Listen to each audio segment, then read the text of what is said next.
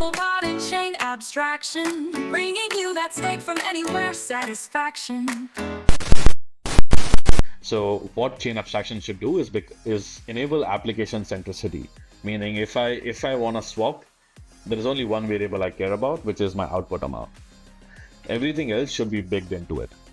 I shouldn't need to worry about if my transaction is going to land or not. I shouldn't need to worry about if my bridge is going to land or not. I shouldn't need to worry about if I have enough ETH. Nothing we say here is investment advice, legal advice, life advice, or representative of the views of the organization we are part of or affiliated with. See chainabstracted.com for more information. Love to hear a story. Like, how did you jump into crypto? I know that Socket has been a long-time project, so maybe walk me through how you guys started. I know everybody has a story with founding, finding the company. So what was yours? Yeah, absolutely glad to be here. Thanks for having me on. Going back, I think Socket started like 3 years back. Going back even like further to why Socket, I was first employee at Polygon, which was called Matic back in the day. I was first employee there. So I started this really small team. We were trying to scale Ethereum, right? Really exciting. Trying to figure out like how do we do Plasma? How do we do like a bunch of this other stuff? None of that worked out. So Polygon started building Polygon POS while I had this inner urge of like figuring out Ethereum scaling. So I find one day someone posted from Ethereum Foundation, someone posted that, hey guys, we have this thing called zero knowledge proofs that Zcash has been trying to use for years for privacy, but maybe we should use it for scaling instead. I was like, okay, sounds interesting.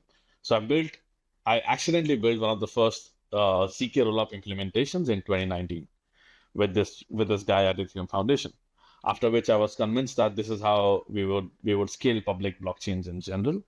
And after Polygon went to mainnet, I joined Ethereum Foundation, where I built multiple rollups. I helped Optimism and Arbitrum sort of like start from like day zero and stuff like that. But ultimately, during my time at Ethereum Foundation, what I realized was that we are going to have so many chains. It's going to be like incredible amount of effort, sort of like having composability across these things. And that's why Socket started. So I think it started with the core belief that whenever there is like market goes in cycles between like unbundling and bundling, and Ethereum is going to go through an unbundling cycle to scale. It's going to be extremely important for Ethereum to unbundle itself and sort of have a lot of rollups, which will create this natural demand to bundle things back together. And that's what Socket's going to do. So of course, like, since 2017, 2018, whenever it's about, like connecting or like bundling things together, the first thing that comes to mind is cross-chain. So Socket started with the premise that, hey, let's make it super easy for users to move assets without using any bridges, but instead like a bridge marketplace or a bridge aggregator of sorts. So Socket has been doing that for the last 2.5 years. And I would say we've been like incredibly successful at it. There are 400 plus applications using Socket, from teams at OpenSea, MetaMask, Coinbase, to Synthetics, to Polymarket. A bunch of people use us, right? 90% of EVM wallets use Socket today to like move assets across networks. Then what happened was this roll-up boom, where you, me, everyone I know was trying to like, look at a roll-up being launched every day. Every application that has any PMF was thinking about launching a roll-up. And like we live in a world now where we have a lot of rollups, right? So last December, what happened to us was I was sitting with my co-founder and we were like, hey, these charts look amazing. We were doing $2.5 to $3 billion of volume every month. Like everyone was like by all metrics, we were successful. But talking to customers, talking to users, they were not happy. So we went back to the drawing board saying like, hey, what have we missed? Because it looks like we've like won the battle but lost the war. I don't know if that's the right phrase, but in some ways we were successful at solving the problem of like, let's say, moving assets across networks, but it seemed like that's not the problem that was supposed to be solved because people weren't happy. And that's when we started to like talk to more and more people and realize that, oh, hey, what people actually want is chain abstraction and not cross-chain. And maybe So- cross-chain was like something that people would have accepted if there were like 15, 20 chains, but not anymore. Yeah, sorry, Atul, go for it. And what's the difference between people seeing like, I guess, how do people separate moving assets and chain abstraction? Like, is there a bridge when you tell people like, like, how would you define that, right? Like, I think it's one of the things that's been Yeah. like we've been hammering down in this podcast too. Yeah, exactly. I think like it's one of those things where like, you don't get this from users. Like no user told me that, hey, I want chain abstraction. Like literally. It was something like we caught on to as an insight. Because what they told us was, hey, I have ETH on base. Why can't I use that for my application on Arbiter? Why do I need to bridge? Right? I think fundamentally that was the like biggest constraint for them. And this is just like one example of users wanting chain abstraction. So users actually don't want to bridge ultimately. And I think people would have been fine bridging if there were 15, 20 chains, but not in this world. And chain abstraction essentially enables that. You have tighter composability, a higher level abstraction that users allow, that now users can just use the application without caring what chain they are on. Sorry for the long rant, but I think that's the. No, that makes sense. Like, I mean, Henry Ford talks about the fast horse thing, right? Like, if you ask people what they'd want, a lot of people want like, Exactly. I would want a fast bridge, right? Like, if I'm a bridger, let's say, Yeah. I'm gonna be like, I just want to put my ETH and I want to get my Solana. I want to spend the Solana and I'm out, right? But I think with chain abstraction, it's a bit different, right? So like that difference is like, I guess, what you guys call composable, but I'm gonna, which is quite nice, but I'm gonna roll back a little bit, which is something that I caught up when you were talking about this, right? So like you mentioned a large number, which is like 2.5 to $3 billion of volume, and almost like you said 400 applications. Is that correct? That I've heard it. So like, how does and there's a bunch of people that like watch this, and like there's entrepreneurs that watch this, and like, what's the kind of mindset for getting those numbers in the first place? I know you guys have been here for 3 years, and the time obviously helps, like time, and the bear market helps you to kind of build.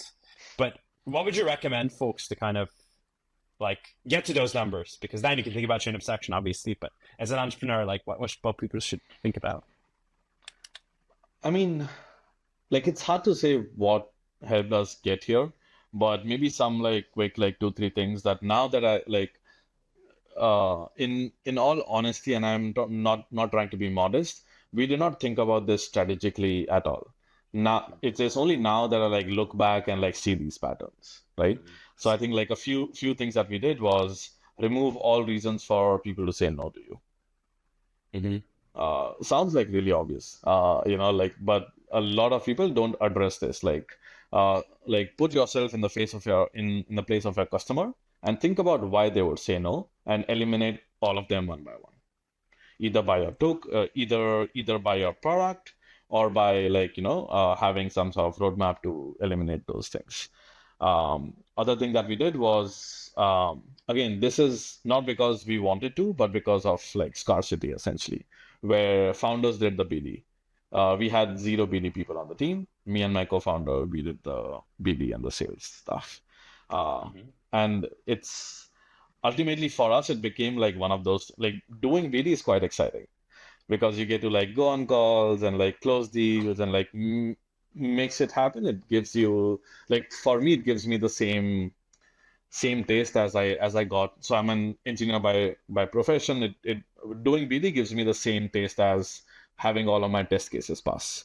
So I was just like chasing dopamine, and I think all in all, like talk to your customers, of course, and sort of like build what they want. So we could have built a bridge back in the day, like 2 years back. There were none of these bridges.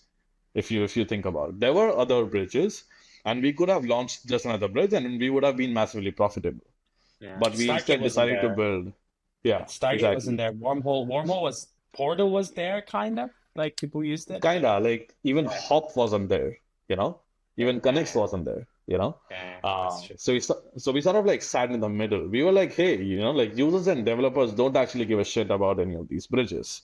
What they actually want is get my transaction done as quickly as possible, as securely as possible, and like there are like a bunch of like fundamental reasons on like why like sitting here made more sense than building a bridge, which I won't get into, but essentially like really listen to what your people, what users want first, and then think about how to capture value from it. Okay, that makes sense. I mean, it's very important, right? Like, I mean, like you get there, sure, but what's next? So I think like chain abstraction, and rather than building a fast horse, like let's just build something Yeah. that like people are not gonna like just gonna ask for me a bridge. So how do you guys think about it? Like, what was your sort of? We were near, so like when I was near it, like we were thinking about it. Ilya was like kind of like vocally thinking about this too. I know Connect's guys said the first like chain abstraction kind of term. But love to hear more about like your thinking from like, hey, we're moving assets to this new paradigm of like I would say like a tree, because I'm an engineer by training too. It's like this tree that like you can explore a bunch of different branches, right? So like how do you guys think about that, and what are the things that you guys have found out in that process? I think like for us it like started with okay, we knew after assets we wanted to compose smart contracts. So that was like always on the plan. But when we sort of like decided to pivot from like cross-chain to chain abstraction, first thing that came to mind was how do we make it such that there is no more messaging? Like what bridging is for assets, messaging is for data. So how do we make it such that smart contracts can compose without sending messages, between chains? Because like we found that to be quite a big issue as well. If you think about it, messaging has been around for like probably like 3 years at this point. There are like 0 or maybe like 5 live products out there other than a token bridge that use messaging. Now you would ask like why? It's because it's fucking hard, and like as a developer you don't want to like think about thinking about distributed systems. It's like genuinely hard. That's why like not too many engineers want to do it. Yeah, exactly. It's like super fucking complicated. I've like done it multiple times. I've lost a good amount of hair because of it. I don't want others to go through it. So yeah, ultimately what we wanted to do was like make it easy for smart contracts to compose across networks without doing like any of this messaging bits. So when we do that, then you have this like platform that on top of which you can build multiple applications, chain abstracted swaps, chain abstracted accounts, and a bunch of these things. So I think we started with this pivot, talking to users, understanding what are like layers of the stack here, and how to attack essentially. I mean, like you can call this a pivot, but you can also call this like not a pivot, I would say. Like it's more like let's go deeper into. I mean, first thing it would do is like if I were to start with the fundamentals, how do I move this bridge asset from ETH to like near? Like I remember like Rainbow Bridge being like a huge thing. We're like, oh, this amazing design. Like it's an optimistic bridge, okay? Like so it's not really like crazy these days, but it was crazy back in the day, right? It was, yeah. So like I'm wondering, so then you start like obviously deep having a deep dive where like, okay, messaging is the next thing, and then how do I get rid of messaging, right? It's like obviously there's bridges that use messages, but sure. But this idea of composability, so I'll deep dive and ask you this question where like, how do you think about that? So does that mean like smart contract A on Near should be able to talk to smart contract B on Ethereum, and then a developer is like, how does the experience look like for the developer? And we can also go back. The user, I think, is pretty specific, but how does that look like for the developer? Yeah, like this is a great question, something we are going to release more details around the next week. But the idea is exactly what you mentioned, right? Like ultimately, if you want smart contracts to compose, let's just have smart contracts compose. Why need to like construct like data, send message, deconstruct data, all of that bullshit, right? So I think what we ended up doing was thinking more like AWS, where you have this application API gateway, and all sort of applications talk to all sort of like services. Think about chains as servers or databases. and your application as like microservices across different networks. And now you need to build this like API layer of sorts where these microservices can like talk to each other. And then you sort of like compose all of them together with this gateway, API gateway. Your users interact with the API gateway. They don't know any of the microservices thing or interop thing that is going on at all. And you will see this in our white paper as well. We call this application gateway. So applications should be able to build this gateway using which all of their on-chain contracts are triggered. And that gives you synchronization by default, removing the need for like synchronization later down the lane. Yeah, I see. But the synchronization is done, I guess, by like the gateway, right? It's not like everything. Chains go asynchronous, right? Like Near goes asynchronously, block time is different. Like Ethereum is block time is different. And then you have an abstraction on top, let's say, that I guess looks after. This is a bit of a technical question, but how do you deal with state sync in that world? Like, is it like, what's the canonical kind of feel like? If I were to interact and I want to do something near ETH, like how does that work? I think now this is like somewhat of a half-baked thought, but I'm going to roll with this. Okay, just like play along and let's see. That's the idea here. Yeah, that's fair. So like one day I was thinking about this, right? Like, what is interop? What you want to do is make sure that action on B happens only after action on chain A happens. Yeah. Right? So you could think about interop as verifiable sequencing. So if in some way you are able to make sure that action on chain A happens only after action on B, then you essentially have interop in some sense. And how like you just need to make sure all like both of these happen back to back. And because this gateway is the entry point, the gateway is able to sign off on the sequence of execution across different networks. So the gateway is able to say, hey, you got to execute this, then you got to execute this, then you got to execute this. So it's synchronized by default in some sense. I see. So basically you just say like, do something on Near, do something on ETH, and do something on Solana. And then that goes as like one task. And then that task is executed. I mean, it's kind of like, it's like synchronous blockchain in the sense that you go synchronously, like Ethereum takes these transactions, executes them all at the same time. Okay, fair. That makes sense. And I'm excited about it. You could go. You can, isn't like, this is centralized or like, how do you guys have ideas to decentralize it? Yeah, I think for us, the idea is, and this is also like a place where like Socket differs from everyone else in the space. That's why we decided to call Socket as first chain abstraction protocol. We did not want to build a chain, but instead wanted to offer developers like multiple settings on how they host these application gateways. So essentially for us, what we came up with was this modular stack where you can host these application gateways centrally, or you can have a network, or you can have a central sequencer emitting CKPs, or you can have a TEE, or you can run this on a centralized server but prove on-chain optimistically. So a bunch of these methods exist, and you don't have to make a choice on like day one. Fair. You can dump it on Near and then get any decentralized anywhere you can get consensus. You can build an AVS to do it. Like there's a lot of things you can do that. Yeah, okay. That's cool. Interesting.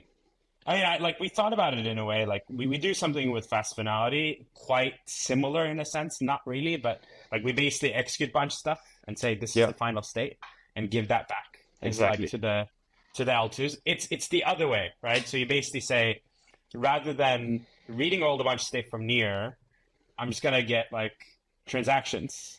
I'm gonna execute them, and by the time I know that this is the state of all these blockchains, okay, fair. I get it. Yeah, that's cool. Awesome. Like, what are the use cases you guys are thinking about? Pretty much, I guess. Like, is that what kind of like a packet would mean, or looks like a package, right? You send a package, you get a bunch of actions, and then you get approval, which makes sense now from the white papers, like request, action, and then approval, and then done, right? So, what are the use cases you guys are thinking about? Like, is something that wasn't available before? I think if I talk about it, I'll sort of like branch it out into two top high level buckets. One I call like chain abstracted smart contract composability, which is the stuff I mentioned before. Have all smart contracts available to you on like a similar virtual layer. So now you can call a smart contract on Near or on Arbitrum or on Optimism as if all of these contracts are on the same layer. So like no more like, message passing and stuff like that. Second, um, is these things that I'm still like trying to name properly, but I'm calling them like pre-execution compute. Mm-hmm. Okay. Idea is like often when before doing things on chain, you wanna do some execution, non-critical execution, or like maybe critical execution up to you. These could be things like, let's say, if you're building an intent protocol, you want to run an auction to sort of decide who should be the one that should get to solve your intent. So you can like build that on top of socket. You can do resource locks on top of socket. Yeah, I can see that. That makes Yeah. sense. Like, Yeah. I Now, again, more interesting stuff. You can do application-specific sequencing on top of socket, which means you as an application, like imagine you are like building a DEX. You can now programmatically make sure that you can always, let's say, backrun large trades and sort of keep some of that profit for yourself, or like distribute it amongst your token holders, right? You can add firewall or security invariants to your application. Let's say you have like, let's say you're building a bridge and you want to make sure total supply for your bridge does not like exceed total number of tokens, just add those invariants there. So all of your on-chain interactions now pass through these invariants and then they get executed on-chain, making your DeFi protocol like ultimately more secure, I see. So a bunch of these like pre-execution things you can do on socket. Pre-execution things. Okay, that's cool. And have you guys looked into like predicate or like some of the stuff that like that they Predicate have is an cool. ABS. They have an ABS that does like pre-transaction logic, which I mean it's like ABS is the same as like getting secured from somewhere. Right. No, this is cool. One question that popped up, and you'll probably like this is conversational. Like when you speak, I'll probably get something in. Is like, in the industry, like this has happened with like sharding where Near has its own terminology, like with how it say things. But then when you go to other ecosystems, like there's similar things that have like named differently. And like I saw this specifically in the shared security space. Like for example, Shram came in and called it AVS, and then there's others came in, they called it like some DV, whatever that thing is. How do you think about with the white paper? Like, how do you think about naming? Like, is there something that you're like following? Because like for example, Celestia did it with modular because it was like modular as in like in software. So do you follow a practice, or is it something that like people should pay attention to while they creating names, let's say? Honestly, I don't have a recommendation here.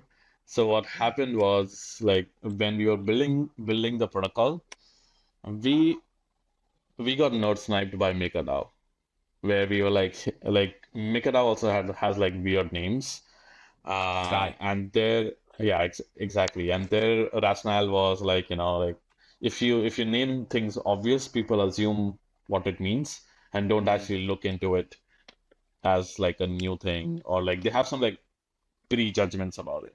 So if you want to remove those, like name things something new. That's why if you like scroll to the socket white paper, you will find that components are named electrically, or like there is an electronic theme. So there's socket, there are switchboards, there are plugs, and all of those things. I see. Now, like semantically, these should make sense. These are new terms. There is going to be additional like a learning overhead here, but our hope is it allows people to like look into things with a fresh eye and more critically. And once people understand it, they are like more aligned and like things make sense. But yeah, I don't have like do not take recommendations from me around naming things, I would say. Yeah, because I mean, like it makes sense, right? Like I mean, everybody does that. Like project is like obviously socket, so you want to put like gateway. Like I mean, gateway is like a very Gateway is a generic term, so I'm learning from my mistakes. Yeah. Yeah, like yeah, I mean it's cool. No, that's awesome. I asked this to everybody, and like people have been kind of giving me different answers. Like what does chain abstraction mean to you personally? Not like to Socket, but like what are the things that, like, why do you care so much about it? I think chain abstraction means, um, what it means to me is application centricity. Mm-hmm. Ultimately, look, there was this tweet that I was very surprised to read, but I'm so glad it exists. With just it's such a simple tweet, I shouldn't be even quoting it. It just says like network cost is just cost for the end user. Mm-hmm. You know, what I mean by that is like today when you're trying to execute swap on any network, you need to think about if you have ETH. You need to try getting your transaction in, which means like you need to like, make sure you're executing with the right gas price. And you need to have your slippage setting on point. And now if you like extend this to like a number of change, your variables increase exponentially. Things like, hey, is my bridge going to get completed? When is it going to be done? Etc. etc. So my entire point is, look, people hate variables in their life. Uh, when I like the reason I use iPhone and not an Android is because I know it's a great daily driver. It's not going to introduce another variable in my life. So what chain abstraction should do is enable application centricity, meaning if I want to swap, there is only one variable I care about, which is my output amount. Everything else should be baked into it.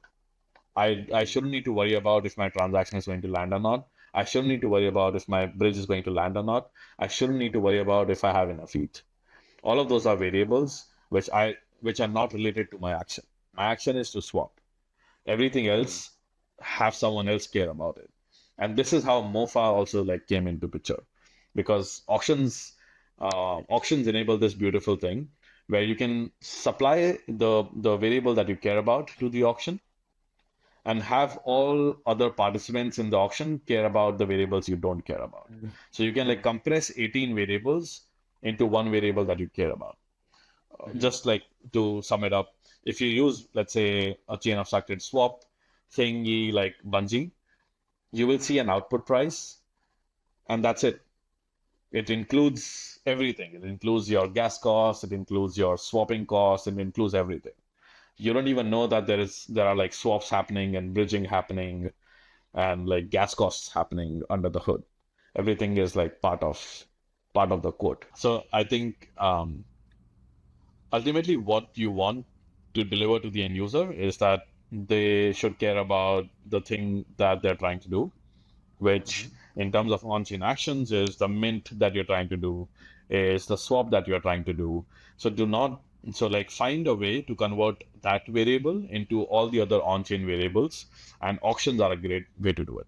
So if you imagine auction as a black box, you supply it the variable that you care about and have others sort of compete to give you best execution on that variable, and they will care about how to get the execution done. Right? So if it's an NFT mint, call it $5 total. There is no network cost after this. If you're trying to do a swap, include like the network cost and like all sorts of fees like as part of it. But yeah, that's roughly what my dream is. I want to use applications and not give a shit about any underlying infra and not be exposed to it. Okay. Here's a question though. Like, I think it's good from a UX perspective. I agree with that. But there's this thing called sandwich stacks, or like anything that you do on chain is going to can be attacked by somebody that's a bigger player that can like attack you basically to get something out of you, right? Like that's how I would explain it for folks that haven't looked into MEV yet. But like, how do you think about it? Like, it's obviously it's a spectrum, which you make it easier for the user, but how do we also make sure the user is not sandwich stacked by larger folks? That is why auctions are great, right? So you would just like give your trade away and be like, hey, I want to swap 10 ETH for this much amount of like, USDC, like this minimum amount of USDC. And you have these other third parties like bid for you. And they will sort of like bid each other and sort of like do the price discovery part for you, and you will get the best price. And now you don't have to worry about if things are going to get front run or back run or sandwiched or whatever. Like if there is value to be, if there's like profit generated by your trade, any sort of value generated by your trade, be it value in MEV, all of that will sort of be returned back to you because these parties will be competing against each other, and that MEV internalization will sort of automatically happen. So that's why I find auctions to be like really good mechanism to do chain abstraction. I see.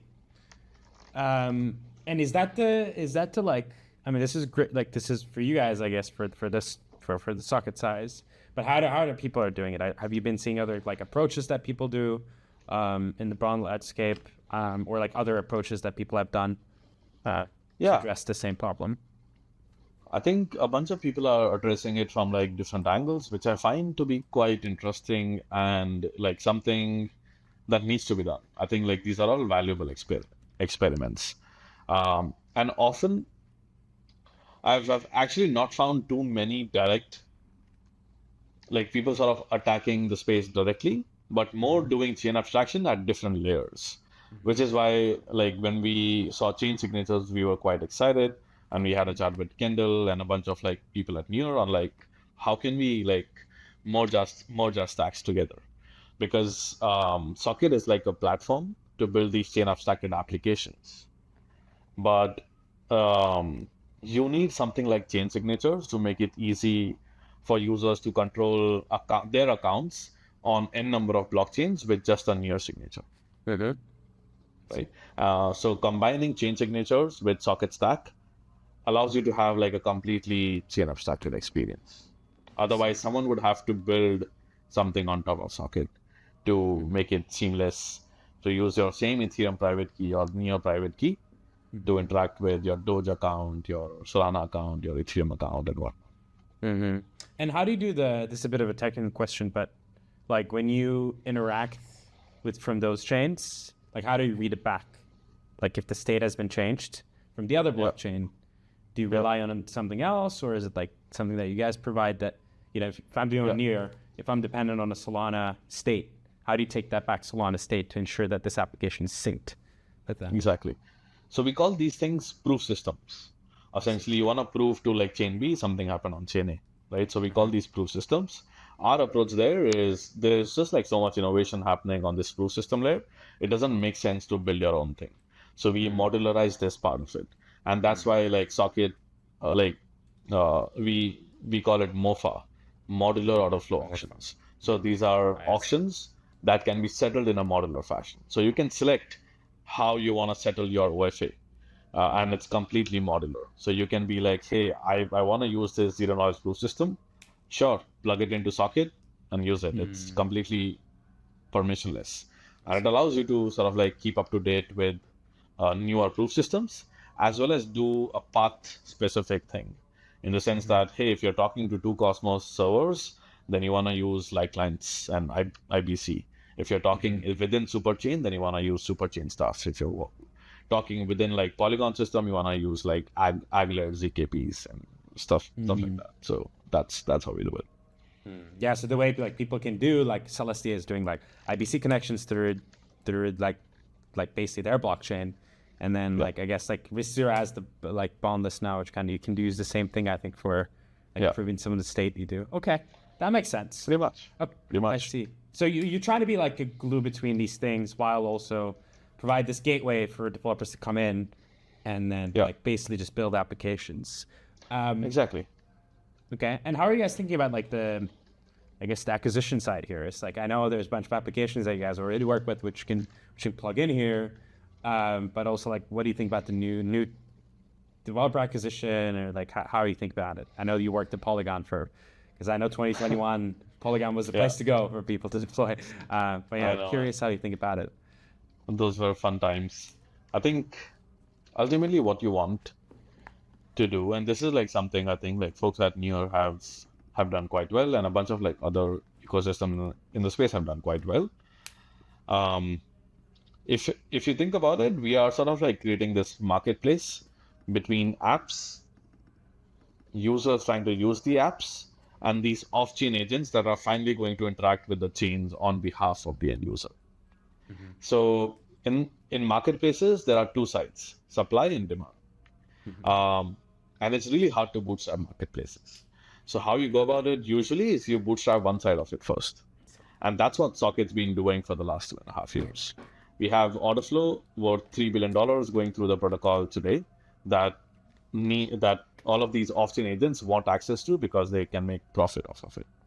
So now we have this like very, very nice marketplace, which attracts application developers to build on this layer because you have both of these sides, both of these layers available already. Any new marketplace, this is the only network effect that matters. Once you have both the supply and the demand side bootstrapped, it becomes like a ripe field for application developers to come and deploy their applications on. So I think that's our thought process on this. Yeah. In the marketplace, I guess there's supply and demand, right? So I guess supply here is like the assets and the order flow and all of that. Yeah, users trying to do actions on chain. Yeah. I see. And demand is off-chain agents that are going to do that action on chain.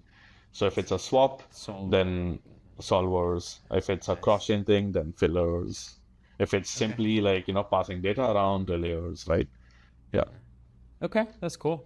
Well, that makes sense. What are your sort of takes to the next year? We're coming to December while we're recording this. I guess what do we expect from chain abstraction next year, you think? This year already was quite a banger year for chain abstraction. I think this thing started this year, and we have Uniswap doing chain abstraction stuff now. So this year has already been quite banger.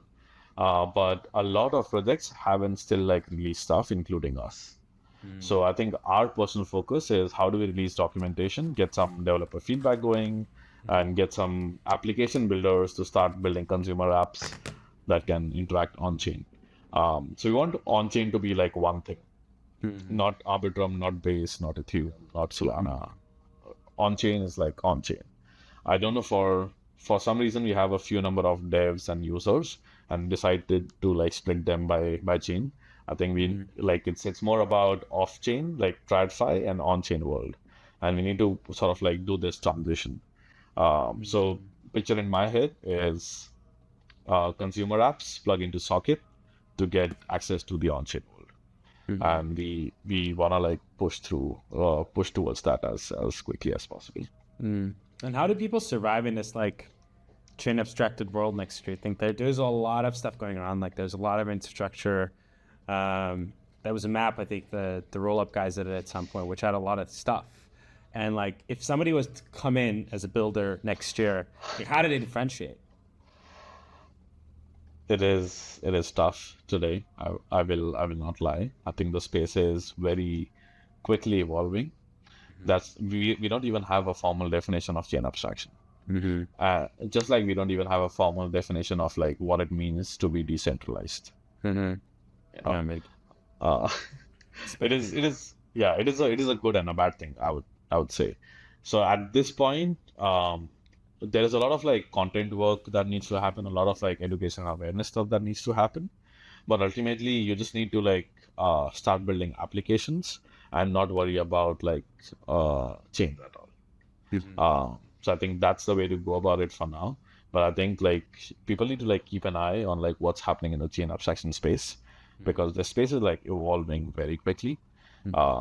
Next year, I think we'll have a good amount of products and people will actually able to feel what chain abstraction is. Yeah. Yeah, I say this quite publicly. When I started as an entrepreneur, we try to do a bunch of stuff at the same time. It works in principle, because you basically start with one problem and then you're I see another problem that is adjacent and I want to build something there. But then you ended up maybe you guys said the same thing where there's a bunch of stuff that I'm building at the same time that it's good for technology. I can build a technology, but the GTM side, it gets harder. I was what do you do? How do you tell the market? So we shifted Nuffle with more hey, like we have the fast finality, it's good, but we're gonna use this thing for like one specific thing, right? And I'm gonna deliver that, and then we'll see. Like, and that's like, how do you restake from or stake from tokens from the eigenlayer directly without even thinking about it, right? Like without even bridging, whatever. You just come to this front end, you stake the token, and then it goes to like eigenlayer directly. So I think that's what we'll see. Like people will go very, very specific into chain abstracted apps or so. Yeah. Which is quite interesting. Yeah, the next year should be fun. Like I think there's gonna be a lot more chain abstracted apps with Uniswap coming in and other ones, right? Like I think yeah, exactly. I think a bunch of applications will start thinking about this actively, and I think one thing to note is like the rollup centric roadmap and chain abstraction are directly correlated. So you can actually go ahead and launch a chain and be chain abstracted. So more and more people are realizing that, hey, I want to go launch a chain and make all of the chains abstracted. And I think that's going to be a pattern that's going to repeat a lot. And I joke about this to Tabasco. It's like, I'm going to build an L1 to do chain abstraction, which is like, when I said the last comment, he was like, yeah, I mean, kind of true. Like, that's our design. But it's like, it's quite interesting because that's the only thing Socket does not do. Yeah. Like, I agree. Like, it's one of the things where we're like we built an L1, like our engineering manager at Nuffle was like quite like heavy into like some of the consensus we did in near, and we're like always joking. It was like, we do not want to launch a chain, but then obviously like there's the other side, which there's more incentives to launch a chain, right? So like, how do you think about it? How do you think about this, like the world of like, I'm building a protocol that's like, I would say chain abstracted protocol, like let's say first chain abstracted protocol with like, oh, there's this chain I can launch and I can emit these tokens at like 15%, like all these Cosmos chains did it back in the day, and be fine. Right. How do you think about that as a founder? I think so I'm going to go back to like some of the things we chatted about before when you asked me like, like what do you think you did well to get like 400 teams to build on top of us, which is like remove reasons for them to say no.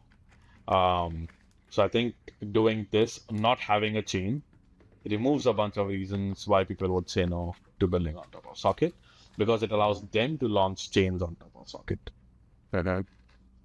And that's ultimately what makes Socket protocol more powerful. So what is powerful? What is more powerful than having one chain? Having 100 chains, right? So I think for Socket protocol, that's like we would love to see that happen. Have a bunch of L1s launch, L2s launch as chain abstracted apps on top of Socket. Yeah, I mean, it's kind of given, like you were mentioning, like L2s, not only the roll-up centric roadmap, but like there's got to be new L1s, right? Like there's got to be Monad coming in. There's like different alt VMs. There's like a bunch of stuff. Like the variables are increasing, so like the complexity is going to increase, which is like, again, an interesting problem to solve from chain abstraction perspective. So man, I'm still tweeting asking people, hey guys, how are you exactly moving to Solana? And I don't like, I've not gotten like too many promising replies yet. I think the alt VM stuff is I don't know how to go about it yet, but everything else I'm sure we can handle. Yeah, EVM is easier to handle because EVM is very standardized. Like move on ETH. I have no idea about how move works, and then I have to figure that out and then just move. Like that's kind of the challenge that's gonna come, right? Like which is interesting. So I looked into move. And move on Aptos and move on Sui and move on movement are not the same. I was like, guys, can you please have a group chat going and like at least have a standardized move VM? Yeah, they should. I mean, they should. Ethereum has benefited, and quite like as a person that like worked in Near, has benefited from that very heavily. Like that's one of the probably the best moves Ethereum has done. Like as the EVM is very, very useful, and it's just standardization. Like if a developer goes to Polygon, they can deploy to Polygon, they can take it, and they can just take elsewhere. we already tested on That's- Polygon. Here's it is. Right? Exactly. That's kind of- And that was the whole like Polygon BD strategy that we did back in the day, right? Like if you are an Ethereum developer, you are a Polygon developer by default, right? Because Yeah. it's like the same VM, you won't even know the difference. Yeah, that's cool. We have like 5 more minutes to kind of wrap this up, but thanks for all these like different answers. Like I usually make this very kind of, like I don't like preparing questions. There's questions like I usually have, but I also like going Yeah. on attention. But love to hear like how does sort of like the next quarters look like for you guys, like, Yeah. and if developers want to learn about Socket, where do they go? So if you want to learn about Socket, go to socket.tech. You will not find docs on there today, but you will find docs on that website in 2 weeks. So that is what we are working on at the Which moment. is December, mid-December, I would say. Like, this is, Yeah. Okay. So by the time this thing comes out, docs will be live, guys. Check it out. yeah. But I think next quarter, I want to release docs. I want to release the network or like the protocol, and have at least like 5 applications go live and get significant adoption in like end of January to mid February. So I think that's what we are like pushing for at the moment. We don't like to do quarterly planning too much. We are a small team. Things change too fast in crypto. I know. It's I know. How like, small? we are 30-ish. at the 30. moment. Yeah. 30. Yeah. That's 30. still a big team. Yeah, that's still a big Yeah, team. yeah. But the amount of shit that we have on our plate, man, it's a lot. It's a lot. Yeah. Yeah. All right, man. That's awesome. Thank you so much for your time. All right, awesome.